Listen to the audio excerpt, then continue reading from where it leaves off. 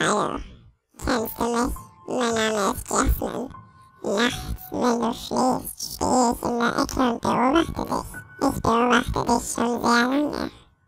Weißt du, meine linke Hand wurde mit 4 Nägeln durchstochen.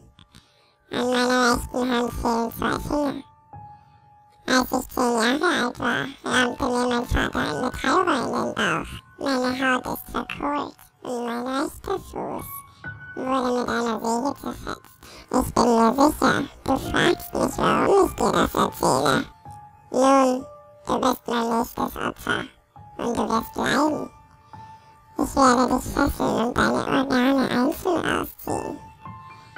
Die Nägel in deine Augen rammen, die Haut abziehen und dir alle deine Knochen brechen.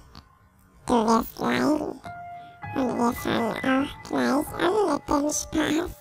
Wenn wir fertig sind, freue ich mich schon auf deine restliche Familie, deine Freunde und deren Familie. Das wird ein Spaß.